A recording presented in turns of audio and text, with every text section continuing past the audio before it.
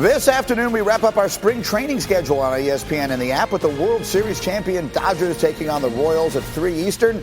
Clayton Kershaw on the mound. Dave Fleming and Jess Mendoza will have the call. From the Seaport, Greeny here, delighted you are there. Dan Orlotsky looks like his own evil twin. Cam Jordan, live and in the flesh. You guys do what you guys do best, and I'm going to sit here with my bag of popcorn. What up, yo? America loves drunk Tom Brady. Tequila doesn't allow you to realize anything. I was on that yak. I think this is hollow, so it would float. Let the record show that Ninko today has now displayed a picture of himself sacking Russell Wilson in the Super Bowl behind him, and now his replica Lombardi trophy. Hey, that's not a replica. That's from Tiffany's. You're Ryan Clark with your Super Bowl trophies. That is not even a humble brag. That's a brag. I welcome the one, the only, Jalen Rose. You know that he's in his duffy. I don't know what that means. He's in his bag. How is his hairline getting younger? So crispy. It has gotten ludicrous, but delightfully so. This is how I like my get up. It's just like I like my coffee with just a touch of cream. I mean, come on. Back to you, Michael. I'm pleased to be that. What the French toast, bro? This is going to require another meeting. Good fun here every single day, and we are so glad that you choose to get up with us. And with that, we welcome you to another hour here, coming to you live, as always, from above the Heineken River Deck at Pier 17. We're talking about the mock draft, and we have the man behind it. Todd McShay is ready to roll with us today. He's live. Mark Sanchez joins our party. The crew is ready to go, and we are talking about the McBoard. Here we go. Mock 3.0 from Todd McShay, and if he's right, it will be unprecedented. He's got 4 quarterbacks going at the very top. No surprise. Trevor Lawrence, number 1 to Jacksonville. It's been that way since the moment the season ended, and that won't change. At 2, Todd has the New York Jets taking Zach Wilson from BYU. He completed 74% of his passes last year. That was second best in the country. At 3, McShay has a trade. He has the Panthers coming up to take Ohio State's Justin Fields. That would put Fields ahead of Trey Lance, which is the opposite of the order that McShay had them going last time. Here's Lance now going number 4 in the newest mock draft to Atlanta. If this were to happen again, it would be the first time in the common draft era that we had quarterbacks with each of the first 4 picks. And then he's got a 5th one going at number 9 overall. You see it there, Mac Jones projecting to San Francisco. So it is an offense-heavy top of the draft. And again, we will see a lot of quarterbacks going on night 1. And so here he is, McShay himself. And so, Todd, let's start at number 2, where all of this really does begin. We've known forever what's happening at number 1. The Jets have some interesting decisions to make, and Sam Darnold, their current quarterback, is part of those. Why do you see them making the move away from him and taking Zach Wilson? Listen, I don't know what they're going to do. And they're still deciding what they're going to do, and it's all about value. You got to realize, if you bring in Zach Wilson, you're paying him a fraction of what you're going to have to pay Sam Darnold down the road in that second contract. So that's what they have to figure out. And they also need to figure out what's the trade value? What can they get to move Darnold, or what can they get to move out of number 2 if they stick with Sam? So it's going to be interesting to see. To me, it's one of the most fascinating picks we've seen in a long time, because you've got an organization that has 4 first-round picks in a 2-year span. I think 8 picks in the first 3 rounds in a 2-year span, can even gain more draft capital by moving their quarterback or moving back if a team wants to move up. And you've got Atlanta at 4 and Carolina at 8 and several other teams that might want to move into that number 2 spot. So it's a big decision that the Jets have to make that really could define the next 7-10 years of the organization. For sure, and it is one we'll see if they wind up taking that right up to the night of the draft or not. In the meantime, let's then go to number 3. Justin Fields, it's such a fascinating season that he had, because Ohio State's year, for those who didn't follow this closely, and the Big Ten, at first they weren't playing at all, then they didn't start playing till the middle of October. That team had all kinds of COVID issues, so it was an up and down year for Justin Fields. How do you see him right now at this stage of the evaluation? I think he's supremely talented. I think he has really good football intelligence. I think he likes to see his receivers get open before he throws. And you see that with so many different quarterbacks. But to me, he belongs in the top 5, 7 in terms of this year's draft. And the Carolina Panthers, I had them moving up to that number 3 spot because I think they are desperate to get a quarterback that can that can win those games. I told you, the 8 games that they lost by 1 score a year ago, they need a quarterback in the fourth quarter that can win a few of those and get them in a situation where they can make it into the playoffs. So I think Fields is so talented, and I think this is a unique year. You have Trevor Lawrence, who's a generational talent. You've got Zach Wilson, who reminds me a lot of Patrick Mahomes and Deshaun Watson, and then you've got Fields, who's got a chance to maybe be the best of them when it's all said and done if he's developed properly. All right, let me bring Mark and Lewis into the conversation here. And Mark Sanchez, I'll get to you in a second because the Darnold piece of this, I'm fascinated by you. But Lewis, you brought up something earlier about Justin Fields. And because we're talking about him, I'd like to get to that. Your concern, and we'll get McShay in the conversation here, you said you had exactly those questions about his ability to come off of the first or second read. Let's get into that here with what you've seen from Justin Fields so far. Look, I mean, I look at the games where he struggled, and why did you struggle? And it's really this. Look, Northwestern made a concerted effort to make sure they tried to take away the number 1 read and force him to go elsewhere, force him to scan the field quickly and find other options. And sometimes he wasn't quite able to do that.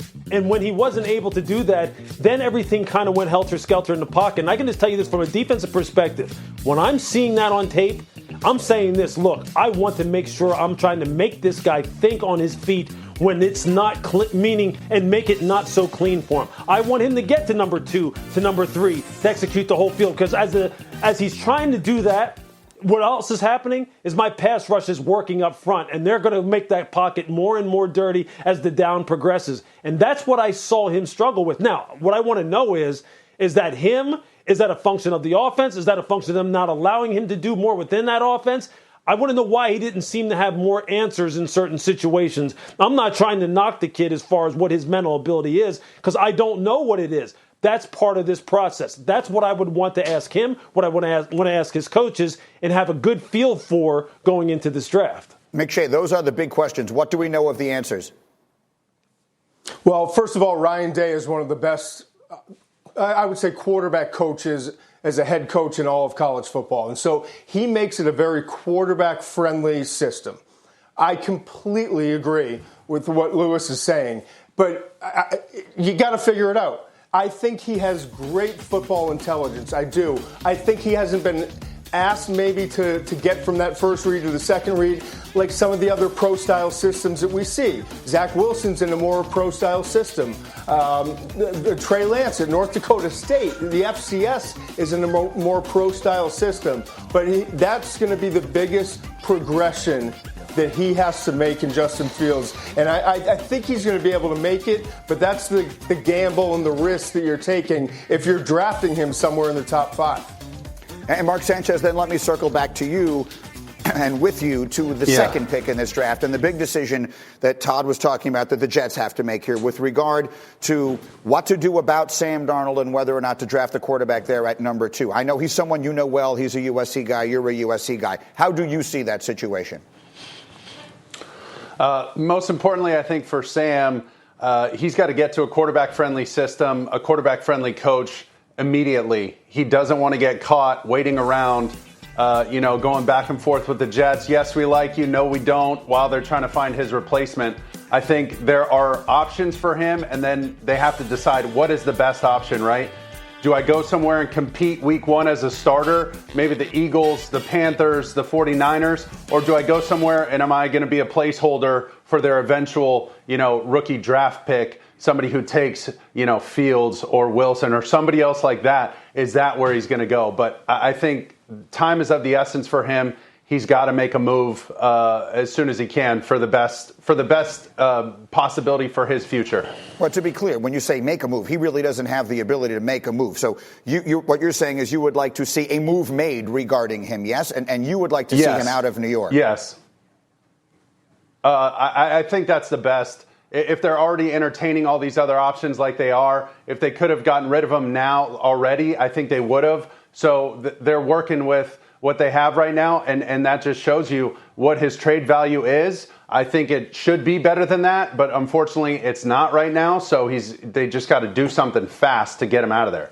Yeah, Lewis, let me circle back to you on that thought then. If you were the one making that decision, and of course they're evaluating this as closely as a person can, but would you be inclined right now to be thinking we need to restart the clock financially and reset the quarterback position at number 2?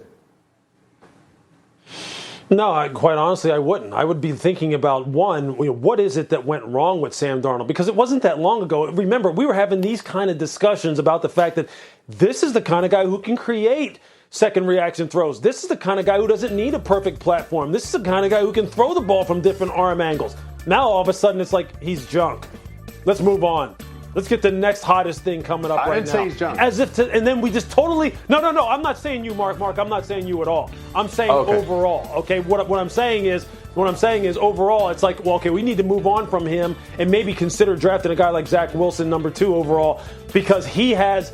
It's this recency bias thing again. And this is the thing I think people forget, or not forget, but they're not paying enough attention to. Look, we did their game on Monday night against the New England Patriots this past year. And in the games preceding that, watching their tape, this offensive line was a huge problem as far as pass protection. Their run game was a huge problem as far as creating yards per rush for their running backs. And Sam was in a situation where he just absolutely could not win. He could not win. And I agree with Mark in this regard. When you start hearing this talk already about, we like him, maybe we don't. If we could get some good value for him, we'd move on. Maybe we should keep him. We don't quite know what we're going to do. If I'm Sam, I'm like, get me the hell out of here then. Just get me out of here, because I know you don't really believe in me, and you're not keeping this in proper context in terms of the situation you put me in the first place. So I think they've already pushed this so far down the road, they have to move on. He's 100% right. Mark, hold that thought. Here's what I have to let McShay go. McShay will join us later in the hour.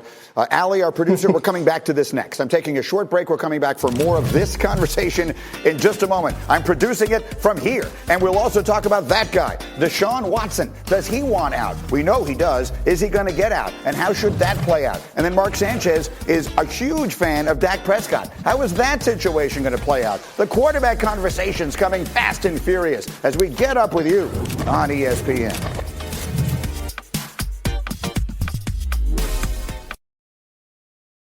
We want the best of both worlds. We want a hybrid. A smarter hybrid cloud approach with IBM helps retailers manage supply chains with Watson AI while predicting demands with ease. The world is going hybrid with IBM. Visit IBM.com/hybrid cloud.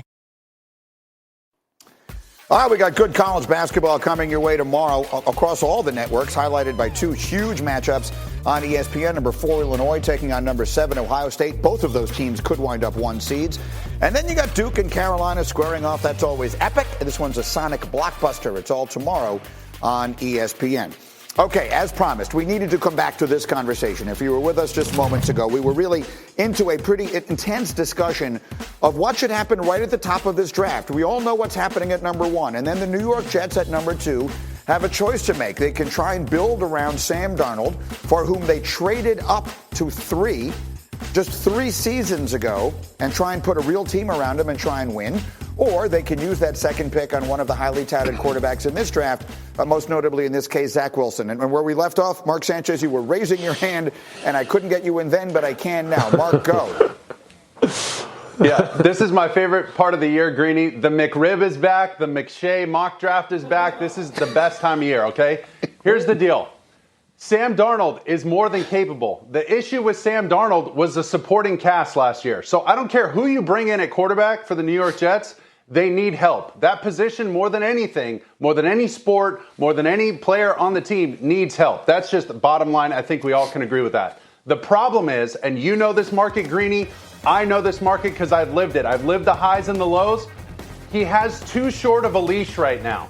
They need him to make plays that he's incapable of making because he doesn't have the supporting cast. And as soon as he goes 3 and out 2 times this year, he's getting booed. His ass is getting booed out of the stadium. Okay, so that's not fair to the kid to do that. That's why you can tell I'm jacked up right now, Greeny. I want this kid to do well. Obviously, I'm biased. I love him. But they got to do right by him and whichever quarterback goes in there. So the other issue for him is these quarterbacks at the top of the league, right? The Dak Prescotts, the Russell Wilsons, the Deshaun Watsons. These guys are drawing attention away from Sam in a year that's different than any other. These guys are talking about leaving. They're using their LeBron James, Tom Brady flexibility and saying like, hey, I want out of here. I'm the man in town.